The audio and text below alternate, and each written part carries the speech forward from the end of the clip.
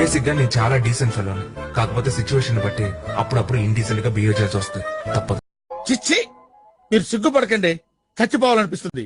ఒకడు నా ముందు యాక్షన్ చేస్తే ఎంజాయ్ చేస్తా, ఓవర్ యాక్షన్ చేస్తే ఇంజూర్ చేస్తా. నీ బొందరా, నీ బొంద. నేను దొంగలా రాలేదు, దొరలా వచ్చా. నీ ఊరొచ్చా, నీ ఇంటికి వచ్చా, నీ నట్టింటికి వచ్చా. ముదరష్టకుండా కొడక ఎర్రటి ఎండలో వేణీళ్లు పోసుకుని రగ్గు కప్పుకు తిరిగేవాడి మొహంలా మొహం చూడు. సినిమా హీరోయిన్లా లేకపోయినా ఓకే, సీరియల్ హీరోయిన్ లా ఉన్నావు. ఒక్క విషయం గుర్తుపెట్టుకో సుబ్బారావు, పెళ్ళంటే 100 ఏళ్ల పంట కాదు, ఎవ్రీడే మంట.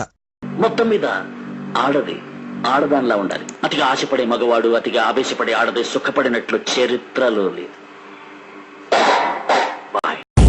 నెక్స్ట్ వేసేది నిన్నే. ఎవరిని పట్టుకొని ఏం అడుగుతున్నావు? నేను ఎప్పుడూ ఫ్రీ. కొన్నిసార్లు రావడం లేట్ అవచ్చేమో గానీ రావడం మాత్రం పక్కా. ఎదగాలంటే మారాలి, లొంగాలి, వంగాలి అంటే నేను నమ్మను. మన దగ్గర మ్యాటర్ ఉండాలి. కథలేమైనా ఉంటే సినిమా వాళ్ళకి చెప్పు, నా కాన్సెప్ట్ చాలు. చూడప్పా సిద్ధప్ప, నేను సింహం అంటున్నాబ్బా. అది గడ్డం గీసుకోలేదు, మేము గీసుకోగలం, అంతే తేడా. మిగతాదంతా సేమ్ టు. ఏంటి సార్, పాపడి తీసి పక్కకు దువ్వని చుట్టూ కళ్ళ జోడు ఇవన్నీ చూసి మంచోడిని అనుకుంటున్నారేమో. యాక్చువల్లీ నేను చాలా బ్యాడ్ బాయ్ సార్. నోట్ తెరిస్తే నాకు బూతులు ఎక్కువ వస్తాయి. కట్అవుట్ చూసి కొన్ని నమ్మే డోంట్. అమూల్ బేబీ, ఇంతవరకు రఘువరన్ని విలన్ గానే చూసావు, హీరోగా చూడలేదు కదా.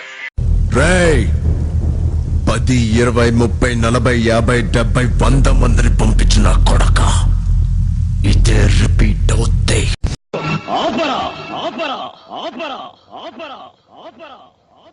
అంతకు మించి ఒక్క మాట ఎక్కువ మాట్లాడితే నీ నాలుక చీరేస్తాను.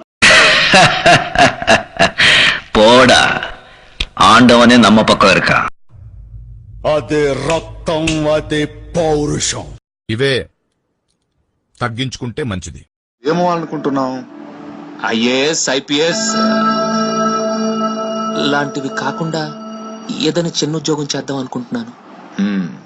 தம்பி, முதல்ல யார் சம்பாதிக்கிறாங்கிறது முக்கியம் இல்ல, யார் கரெக்டான டைம்ல சம்பாதிக்கிறாங்கிறது தான் முக்கியம்.